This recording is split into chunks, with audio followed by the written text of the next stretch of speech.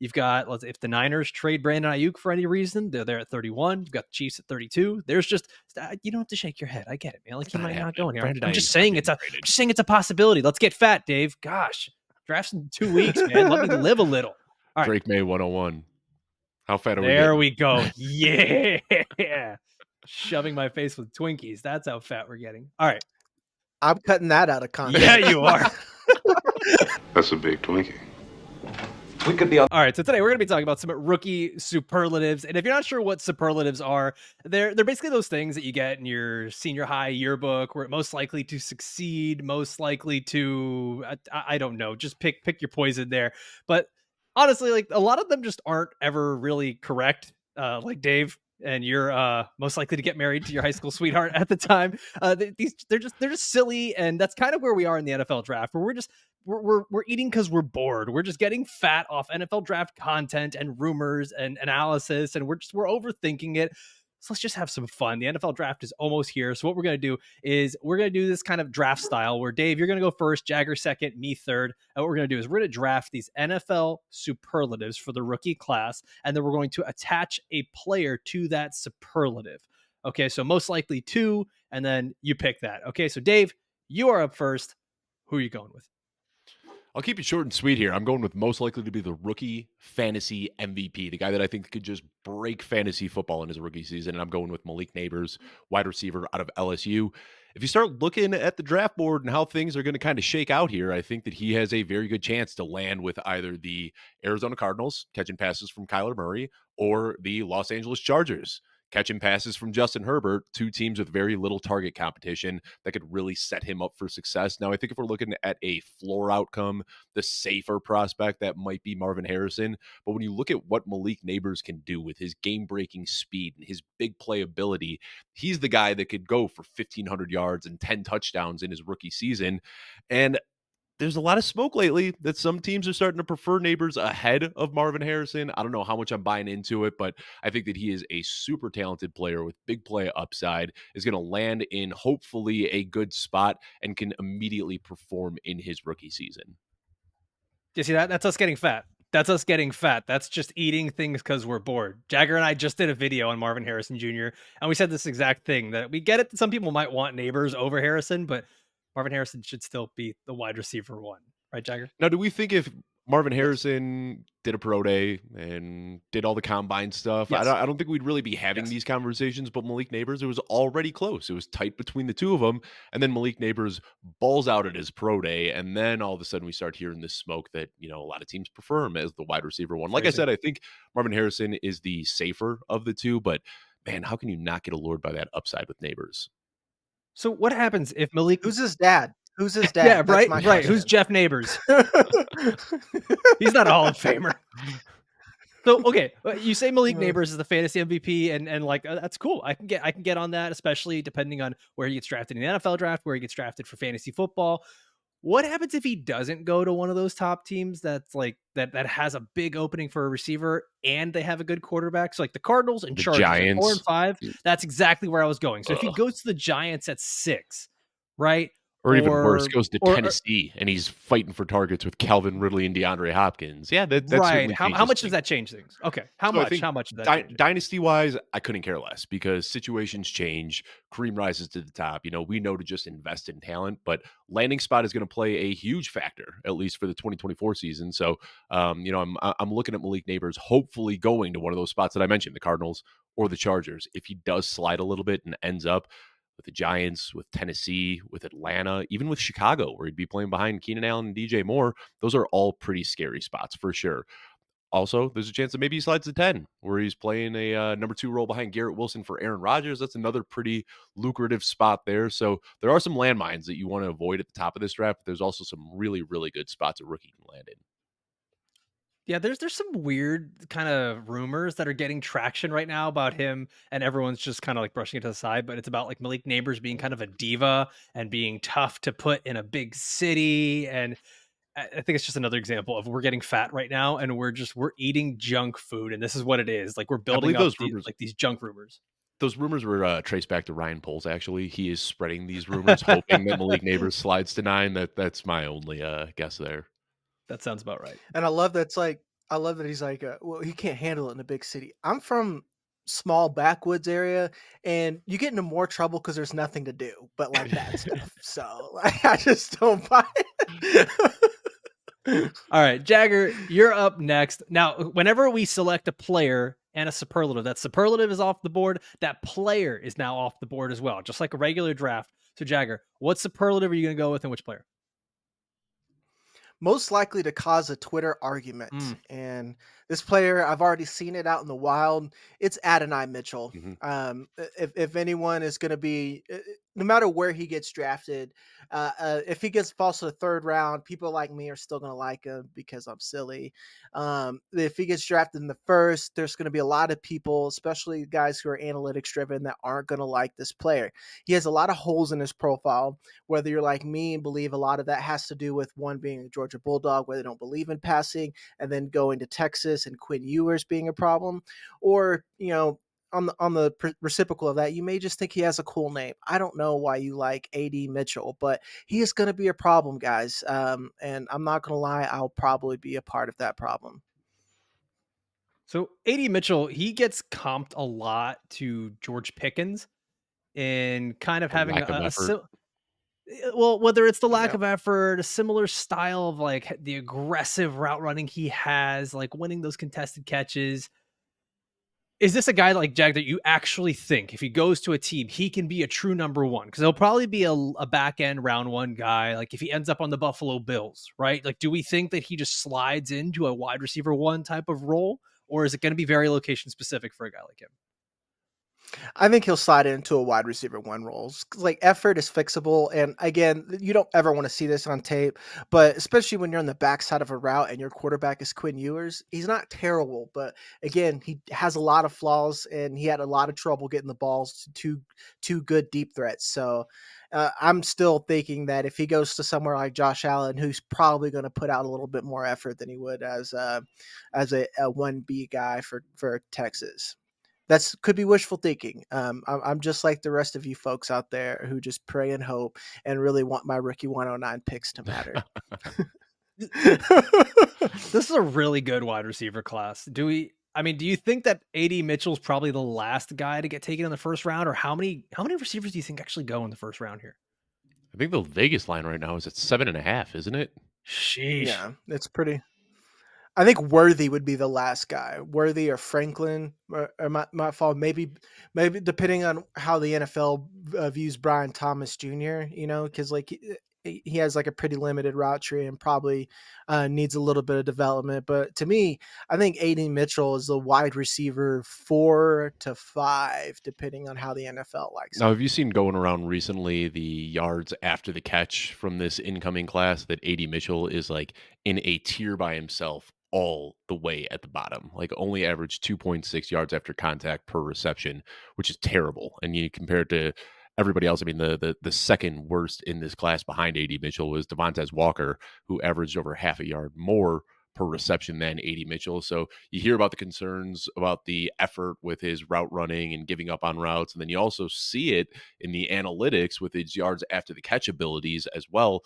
So he's one of those really, and I'm completely with you. And I think it makes sense for you saying that he's going to cause an argument on Twitter, because here we are talking about all the different sides of the coin with AD Mitchell right now on this show. That like you watch him when he is on, he's unbelievable. Danny Kelly talked about him last week, just being a game breaker, always making plays when it matters, stepping up under the big lights, but then giving up on routes, showing lack of effort, having a concerning analytical profile as well. So yeah, Jagger, I think you're spot on with the Twitter argument case for AD.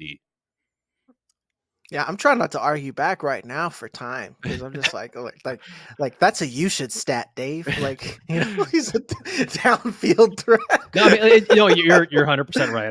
I won't dive too. I was thinking the exact same thing. I was going to dive into it too, but he's just one of those guys. Jagger, you nailed this. The analytics bros aren't that in on AD Mitchell, and then the film heads absolutely love him.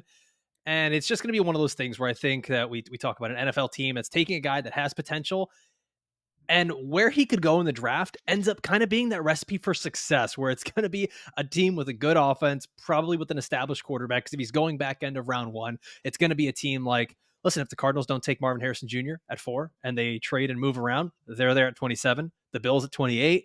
You've got, if the Niners trade Brandon Ayuk for any reason, they're there at 31. You've got the Chiefs at 32. There's just, you don't have to shake your head. I get it, man. Like, he might not go here. I'm just saying it's a possibility. Let's get fat, Dave. Gosh, drafts in 2 weeks, man. Let me live a little. All right. Drake May 101. How fat are we? There we go. Yeah. Shoving my face with Twinkies. That's how fat we're getting. All right. I'm cutting that out of context. Yeah, you are. Phrasing. All right. So I'm up next here at pick 3. And this is kind of thing. The quarterbacks and wide receivers for this class get a ton of attention. I want to talk about the running backs because they get a lot less attention. And I think that the thing that everyone is always looking for in fantasy is the workhorse running back, whether it's redraft, whether it's dynasty, whatever it is. And the workhorse running back is becoming a dying breed, more so than ever, especially this past season. We saw more and more of these young guys that can come in, get 10 or 12 touches, the Keaton Mitchells, the Devon Achans, the Jahmyr Gibbs, and just absolutely blow people away. For this, the superlative I'm going to go with is most likely to be a workhorse running back. And I'm going to go with Jonathan Brooks out of Texas, which I think might surprise some people because you're like, isn't that the dude with the torn ACL that's recovering? You're saying he's going to be a workhorse running back? Well, the thing is that he's already done it. He's already done it in college. You don't see it happen all that often where running backs are not used a lot in college and then all of a sudden they magically find a ton of usage in the NFL. That typically doesn't happen. You do see it the other way around sometimes, right, where they have to fit into a committee, but you rarely see a guy who's like, oh yeah, he got 12 or 13 touches in college and now all of a sudden he's getting 20 plus touches in the NFL. It just doesn't happen all that often. Jonathan Brooks was actually getting, and he's the only one in this draft class who was getting more than 20 touches per game. He was at 21 touches per game at Texas, while other guys who might be RB1s for people like Trey Benson was at 13 and a half touches, not just carries, touches. Jalen Wright, 13.2, Marshawn Lloyd, 14.3. So there's all these other guys that we really like. Jonathan Brooks he's my RB1. And I think outside of the ACL, he was everyone else's RB1 for a bit. And I think it's the Trey Benson thing is probably similar to Malik Nabers. We're not getting testing from Brooks, but we're getting testing from Trey Benson, who can run very fast in a straight line. And these guys are both the same weight. There's a reason Trey Benson was getting 13 and a half touches per game at Florida State. There's a reason Jonathan Brooks was getting 21 touches per game. And I think that he's going to be one of these guys that ends up on a good team like the Dallas Cowboys, where he's been tied to a lot. Guys, I don't know. We don't see it happen all that often where someone goes from few touches to a lot of touches. The only time it does happen is maybe like an Alvin Kamara, a Tony Pollard, guys who are heavily used in the receiving game. I'm going to go with Jonathan Brooks here. I've got nothing to add. I think you're spot on there. Actually, you really hurt me. Sorry. I love Trey Benson, Marshawn Lloyd. I knew this was going to upset you. I believe. Yeah, I was like, okay, so you've turned your back on the Church of Marshawn Lloyd. I see. I still love Marshawn Lloyd, and I think if there's a guy who could be the outlier to do that, it's him. If he ends up in Los Angeles with his old running backs coach from USC, and he's there with Jim Harbaugh, who's just a crazy person, and he'll give Marshawn Lloyd 1 billion carries. But I mean, he also might just keep Gus Edwards working. I don't know, but that's why I just went with Jonathan Brooks. But to be honest, I can't argue with you. It's like you said, even on the tape, the analytics, they're married in this, that he has a workhorse profile. He can catch passes. He can, handle 15 touches a game. He's got juice. Really, it's like you said, it's just the ACL that's the issue. So, and that's like less of an issue, especially how young he is now with modern medicine. So that was my big question, I guess, is like when you say workhorse, you're talking down the road. Like we're talking from a dynasty standpoint here. You're not really expecting him to be a workhorse in 2024. You're saying, for years to come through his rookie contract. Yes and no. Yeah, I think I would, if I was going to establish what the meaning of this is, it would probably be throughout the course of his first contract, his rookie contract. But I do think dependent on landing spot, there are a few teams here that just really don't have a starting running back.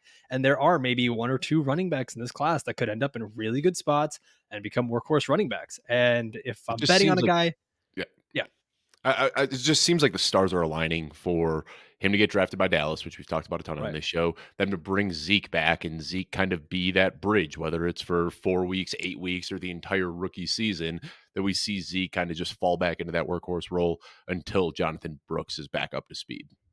Yeah. That's where I'm at too. All right, Dave, take us to pick number 4. Pick your superlative, pick your player. All right.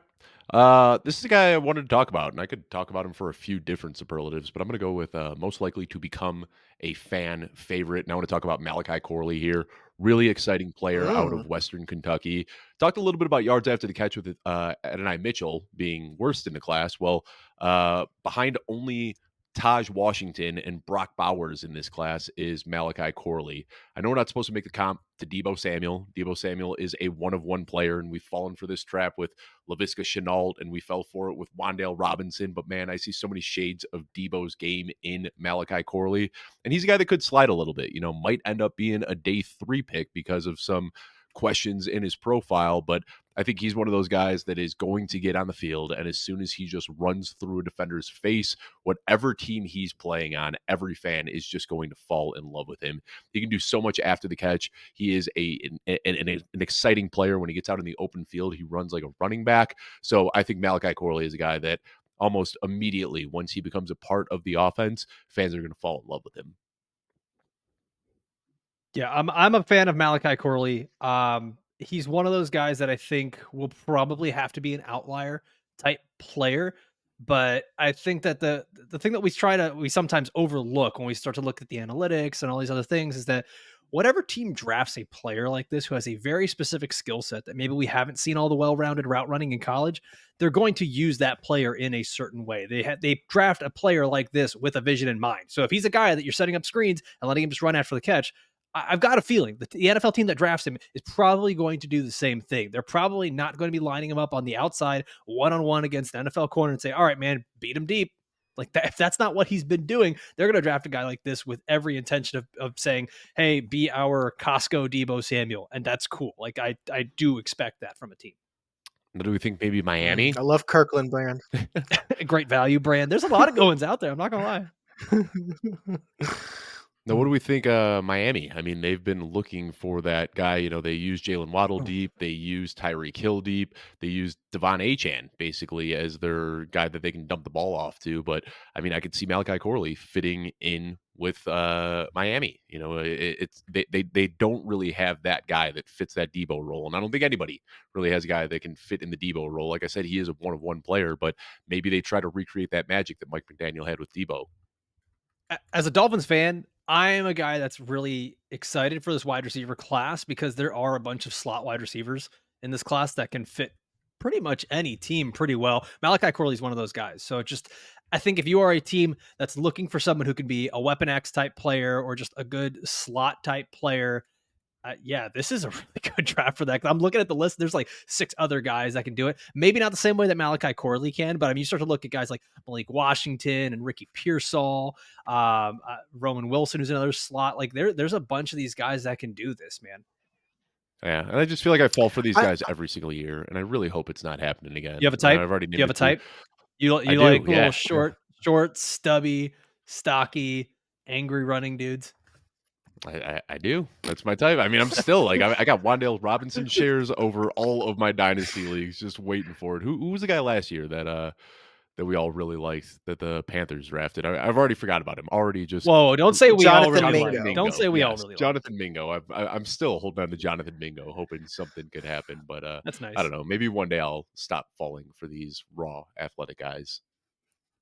I'm not gonna lie, he's a 3rd round grade, if not 4th for me.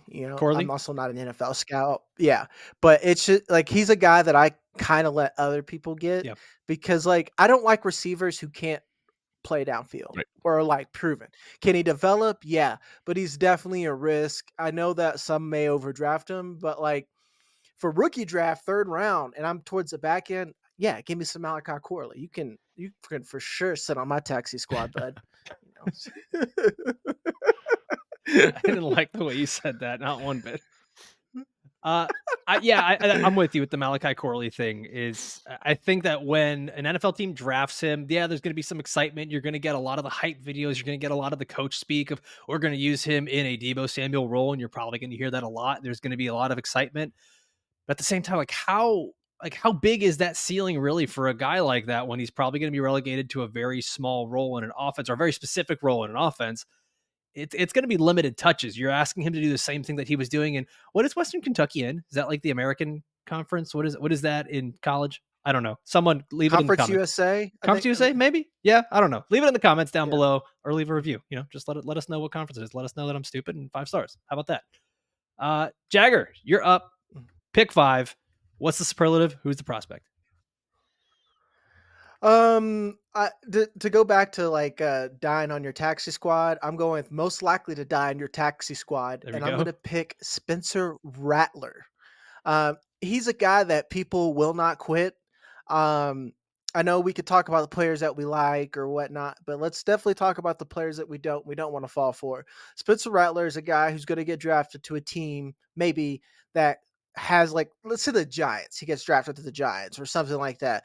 And they're like, well, let's see what Spencer Rattler can do. And people are going to really have hope. But at the end of the day, he could be a fun Davis Mills, a little bit less neck, a little bit better arm.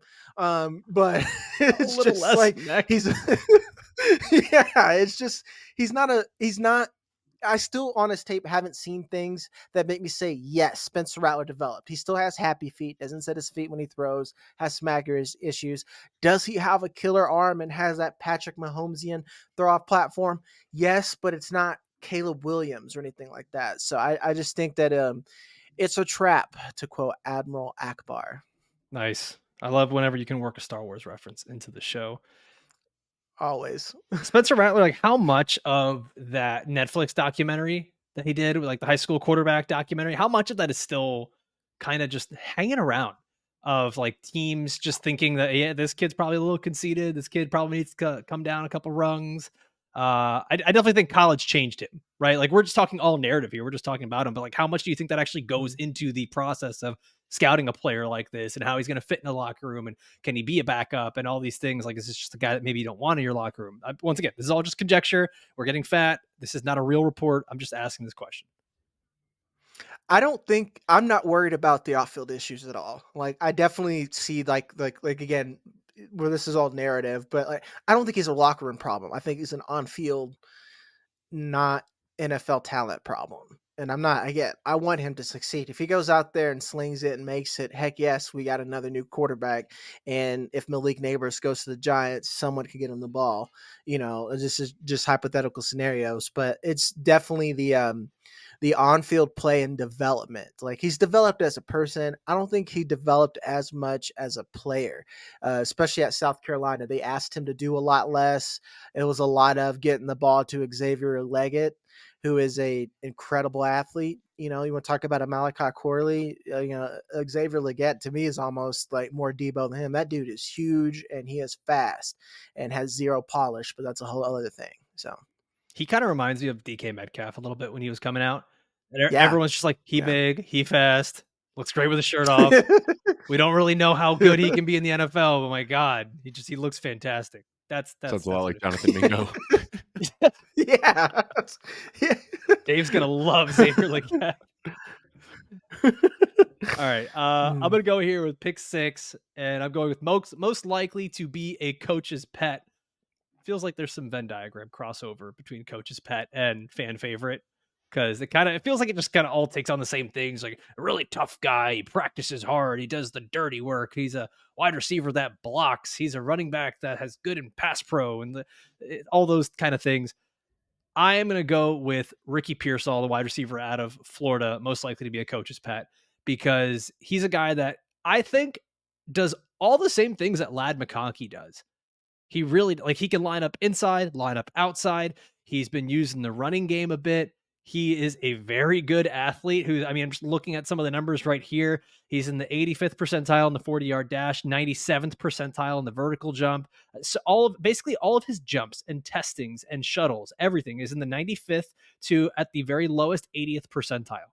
He's a fantastic athlete who's got refined technique. He's a good route runner. And this is a guy who's had to go through not just various programs, but various quarterbacks. He started off at Arizona State. He was playing with Jayden Daniels. Then he goes to Florida, plays with Anthony Richardson, and then he ends up with a third quarterback. And so he's not only had to go through different playbooks, but different quarterbacks. And he's had to be a guy that's had to fit into different kind of positions or different squares every single time he's stepped onto the field. And that's the kind of guy that coaches love. Someone who can just adapt to change on the fly. Those are the kind of guys that hop right into the NFL and get a role immediately, especially for what he is. There's been a lot of rumors that NFL teams are looking for these guys that can just be high quality, high power slot receivers, guys that are good at run blocking, guys that can make the difficult catches over the middle of the field. By the way, you want to see him make a ridiculous catch? Just go to YouTube and type in Ricky Pearsall highlights, and you're going to find this incredible one-handed catch. And he's got a maybe bunch the of best catch all I've over ever his seen. film. Like, I think it is. Like, it's right up there with the Odell Beckham catch. Like, it's incredible. Absolutely incredible. You're going to see that all over the TV on NFL Draft Day. There's, listen, we don't want to do the whole who's the next Puka Nacua type thing, but dang, if I had to pick a guy that I think, I know, whatever, man, here we are. If my disappointment is immeasurable, my day is ruined. Whatever, you're not my father. There's just, if there's a guy I had to pick that could be that next type of player, it's Ricky Pearsall. And I think he's going to be one of those guys that's going to end up in a good situation. He's going to be a day 2 wide receiver, probably round 2. His comp that I have was Jayden Reed. And it's one of those guys that the more you can use him, the different ways you can use him. It's maybe not a 1-for-1 comp, but the usage and the play style is very similar. And I think he's one of those guys that's just going to be a big time coach's pet once he actually gets on the practice field for an NFL team. It's taking everything you in me talk not about to talk about his sneaky athleticism, because I mean he it's really sneaky. is. He really is. It's not sneaky. You guys seen his tattoo? You know what the leg sleeve? No, what is it? You guys haven't seen his tattoo? The leg sleeve, okay, right? Well, no, he's got maybe it's a leg sleeve. I think it might be on his arm now. It's one that says like humble. It's I'm looking at it right now. It is a roulette wheel with it's a roulette wheel with the ball in there. Bet on me on the bottom. Yeah, I saw that one. With a pair of dice, and then on the top there's like a royal flush, or I can't really tell because the picture's super grainy, but it spells out humble on the instead of like the actual card suits up there. And I don't know, man. Like, that just seems like the kind of guy that's just dripping with swag. He's got so much confidence in himself. I didn't expect to be flipping through shirtless pictures of Ricky Pearsall on his Instagram. Well, I didn't tell you now, I didn't tell you to Google that. I didn't tell you to Google that. Oh, I think they call him like Pretty Ricky or whatever. Like that's his nickname or whatever. But what got me is like I saw him dunking, just yamming it. I'm just like okay. And you want to talk? We were talking about like wide receiver types. Ricky Pearsall, he's a guy I'm going to draft in the 3rd round, 2nd round, 1,000 times if I can. And I'm going to argue with 1,000 analytics bros. I'm like, this guy got technique. Blah. You want to talk about, like you said, he's a coach's pet. Apparently I'm like a 55-year-old coach. I was like, I like a guy who's tough, who could block, and really knows how to run a route.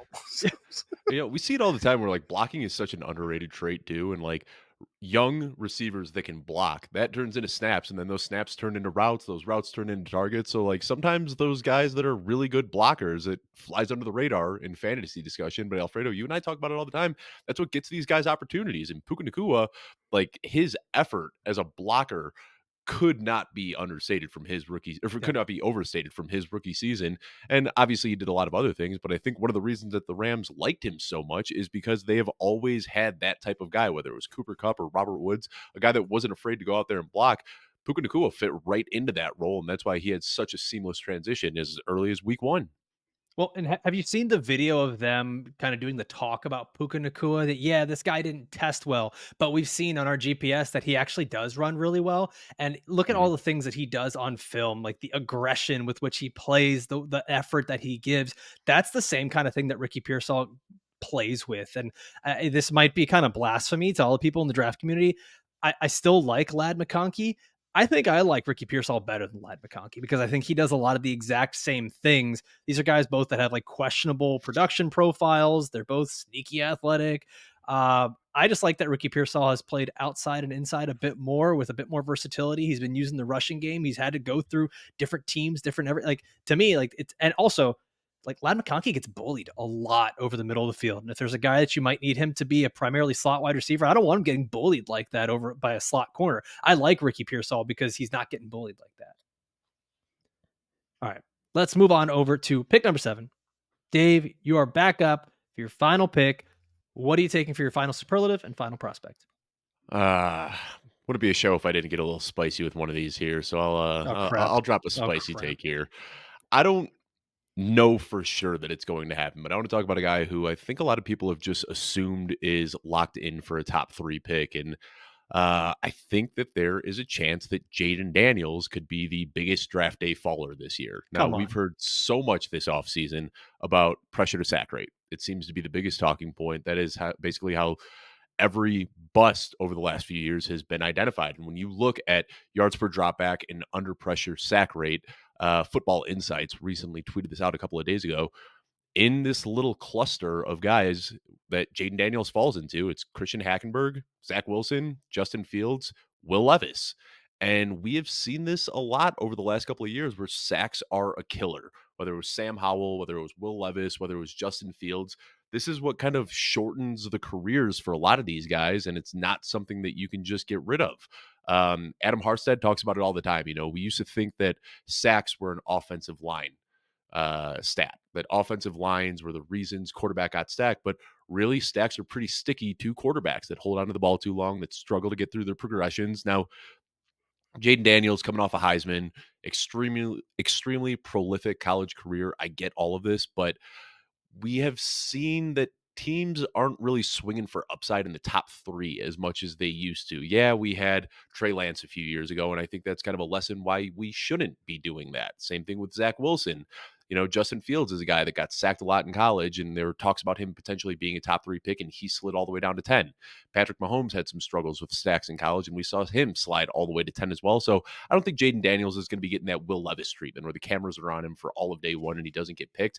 But we've talked about this guy being basically a lock for number 2 or number 3, and it wouldn't surprise me if somehow he does end up slipping maybe to the Giants, maybe to Tennessee, maybe to Minnesota if they don't trade up. I don't think it's a guarantee, and Jayden Daniels has done enough in college that he might still go top 2, top 3, but it wouldn't surprise me if he ends up sliding a little bit because of those sacks. So wait, does this maybe warrant more of being most likely to be a bust as opposed to biggest draft day fall? Because if he falls from maybe 3 to like 9 or 10, like you're saying, it's not a huge fall. Last year when Will Levis was reportedly going top Pretty 2 and then he significant. ended up in the second round. Yeah, but I mean, okay, so that's most likely to be the biggest draft day faller, falling like 8 Well, spots. I mean, the difference between 2 and 10 is just as big as, falling from outside of the top 10 into the second round, in my opinion. So I think that's a pretty big fall. But yeah, I think, talking about him potentially being a bust as well is possible. We talked about this last week with Jayden Daniels. I love Jayden Daniels, and I think that there's a realistic case for drafting him, top 2 in your rookie drafts, but it's also impossible to ignore the downside.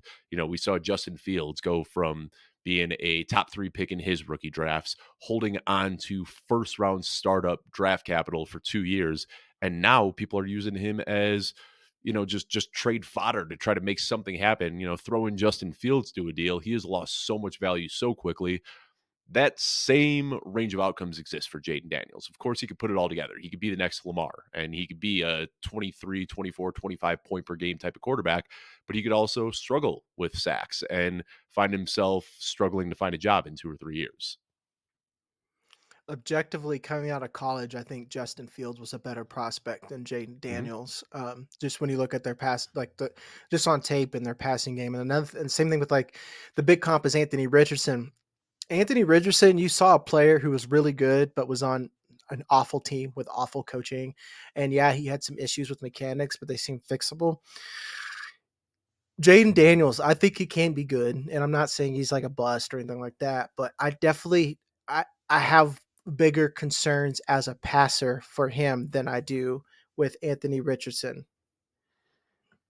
Oh yeah, like to me, Anthony Richardson, I saw right away what could be fixable, but Jayden Daniels, like you said, holding onto the ball is like, and what's crazy, all these quarterbacks in this class have that problem. I think the hero ball is a new thing. Everyone wants to be Mahomes, and he makes a little like too many plays with his feet, um, where he could be throwing the ball downfield or keeping his eyes downfield. So I don't think you're wrong. And to push back a little bit on what Alfredo said about like is falling to 9 that big of a fall. I think of it like quarterbacks like an exponential graph where it's just like it's not that big of a fall, but like with quarterback, it matters way more being top 3 than it does being top 10, like a lot more in my opinion.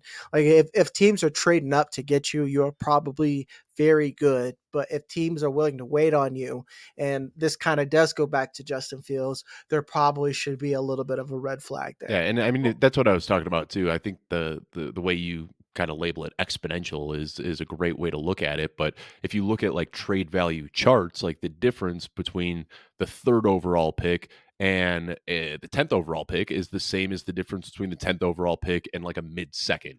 So I think that once you start Mhm. falling, from top 1, top 2, top 3 outside of the top 10, that's a significant fall. I Yeah. get that. You're falling out of a tier. I'm not arguing that it's not a significant fall. I was just I was asking if you're suggesting that you think that is going to be the biggest draft day faller, as Yeah. opposed to someone like just to throw the name out there, JJ McCarthy, who there's rumors of him going in the top 4. And if he goes like pick 20 something, that to me is a massive fall and And I think that potentially more likely. Yeah, and I think it's going to be one of those two. So I'm glad you mentioned his name.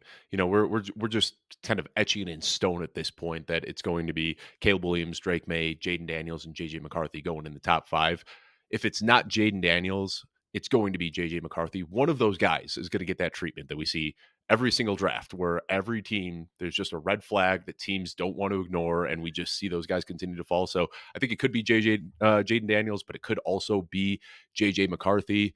Um, and don't hear what I'm not saying. I'm not saying that I think Jayden Daniels is going to be a bust. I just think that there are some red flags that maybe teams are going to pay a little bit more attention to than we expect them to at this point. All right, Jagger, you're up at pick 8. What are you going with?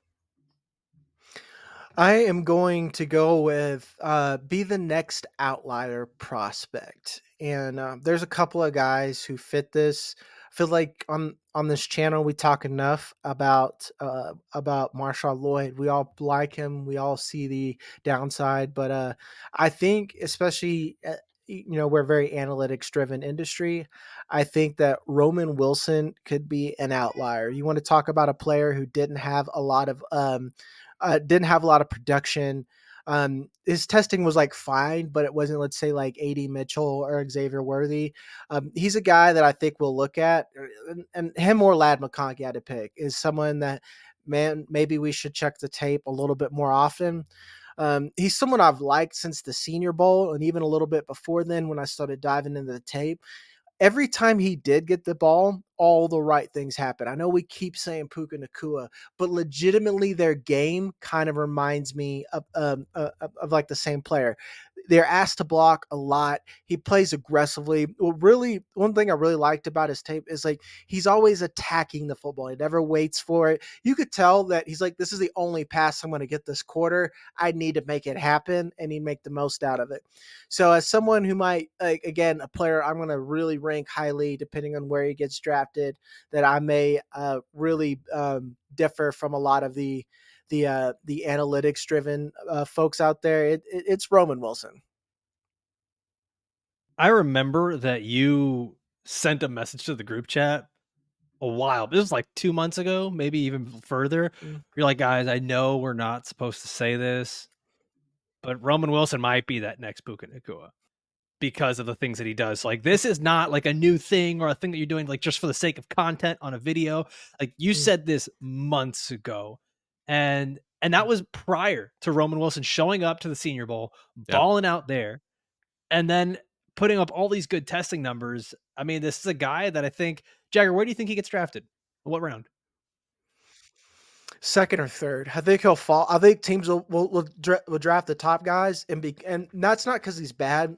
One thing we're really bad about as like the fantasy community, we only think about the skill positions. I think that some of the other, like the defensive talent that's going to fall is going to get drafted. The offensive line talent's going to get drafted. But I think second or third round, a team's going to get a very, very good player. I don't think it's going to be Puka. It's like, what did he get drafted? Fifth or sixth round? I think he'll get drafted he'll get drafted before then.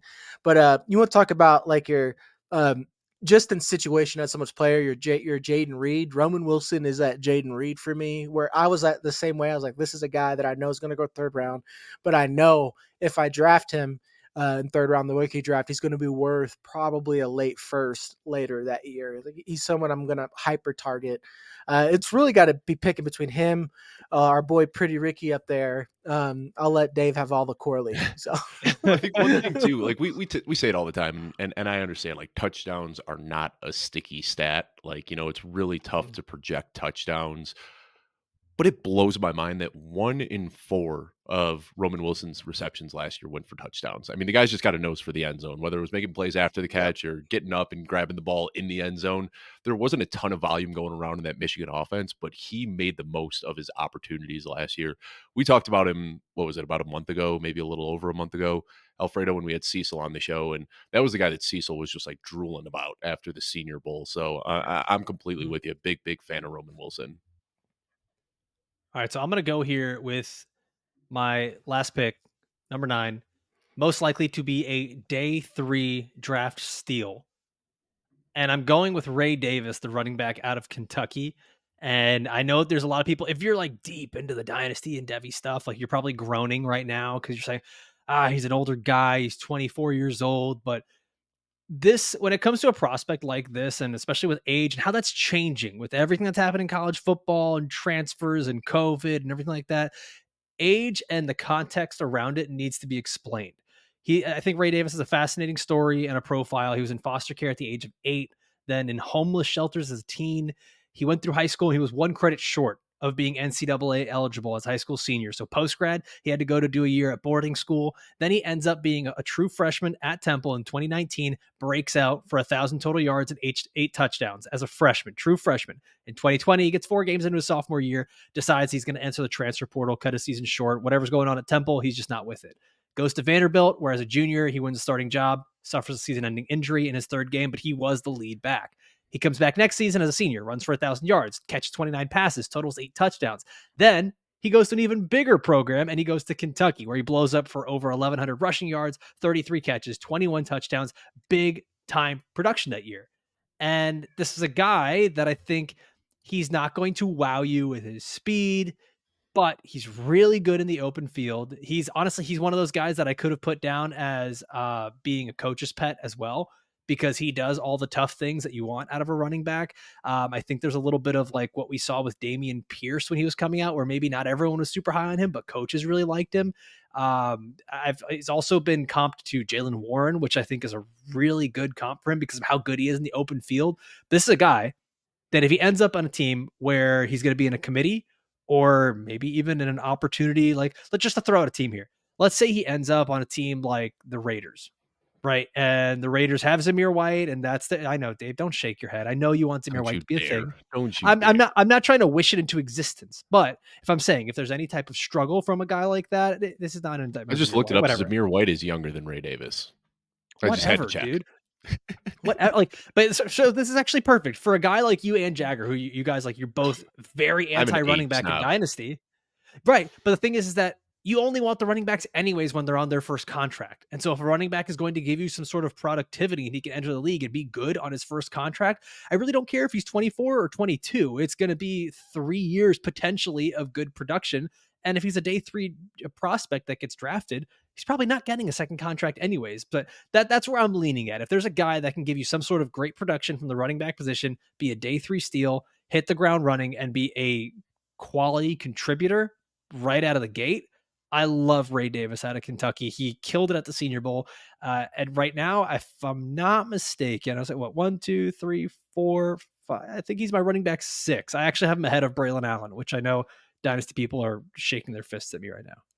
Well, I got to say, man, I wasn't sure if I was going to get like sniped in any of these picks that I wanted to talk about. So I prepped for extras just in case you guys stole some of my guys or stole some of my superlatives. And he just kind of knocked out 2 that I had prepped for on the show that we could have talked about. I have most likely to be a day 3 draft steal, Ray Davis, and most likely to be a bust, Braylon Allen. So I agree with pretty much everything that you just said right here. And the only reason he's going to be a day 3 pick is because of the age. Like I said, guy like Zamir White is going into year 3 and he's still younger than Ray Davis. And you're going to see that a ton. And like, there's going to be so many obnoxious X player is younger than Ray Davis tweets. We're going to see it all off season and all season, but that's why he's going to slide because of the age, but he's going to be productive. I actually tweeted out right before you talked about this because I knew I wasn't going to have a chance to talk about Ray Davis. If you Google Ray Davis age, some 82-year-old American businessman actually pops up. So well, it's a very generic name. Like it's like a placeholder name. Yeah, so I tweeted out that I thought concerns about his age were a bit overblown, but this is concerning. An 82-year-old man born in 1941. Yeah, just for those watching, listening, Ray Davis, not 82 years old. Thank you, Dave, for that red herring. All right, guys, we did it. So let's recap these. So fantasy rookie of the year, Malik Nabers. Most likely to cause a Twitter argument, Adonai Mitchell. Be a workhorse running back, Jonathan Brooks. Become a fan favorite, Malachi Corley, the wide receiver out of Western Kentucky. Most likely to die in your taxi squad, Spencer Rattler. Most likely to be a coach's pet, Ricky Pearsall. Most likely to be the biggest draft day faller, Jayden Daniels. Dave, they're going to kill you for that one. Most likely to be the next outlier prospect, Roman Wilson. And most likely to be a day 3 draft steal, Ray Davis.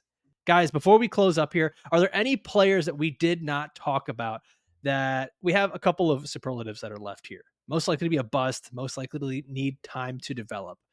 Jagger, I'm going to throw it to you. Is there any player that's still on this list that you're like, they kind of fit into that bucket? Most likely to be a bust. Bo Nix. Like, Yep. there's real steam that I think Bo Nix is going to be a Bronco. And, like, I know, like, Cecil really likes him. I don't see it. I'm prepared to be Waldman's got him wrong. up there, too. I think he's Waldman's QB3, I think. I did go back really? and look at the RSP, yeah. I'm prepared to be wrong. It's hard for me to get there. Like I don't love it. So I think like that's up there. And then Brian Thomas Jr. was another one I almost put to outlier prospect, but his athleticism and other advanced metrics kind of switch that for me. But he has a very limited route tree. So you want to talk about a DK Metcalf type? I think he's a more polished DK Metcalf. But those are only two that really stick out. Dave, you have any? Mentioned briefly, most likely to be a bust, Braylon Allen. That's a guy that we just saw bullying people with his size early in his career, but never really took the time to develop the refinement you want to see from a running back. He's big, but he's not Derrick Henry big. So I think that once he gets into the NFL and he's going to be playing against bigger guys than he was playing against in college, I think some of those flaws in his game, his vision, his footwork, it's going to rear its ugly head a little bit. So Braylon Allen's guy that the analytics darlings or is an analytics darling because of his young breakout age and his size and his size adjusted speed score and all of those things. But that can only get you so far in the NFL. Yeah, I think I'm with you on the Braylon Allen stuff. He was the guy, like when I started watching him on film, the first player comp I could come up with was that he is AJ Dillon with normal thighs.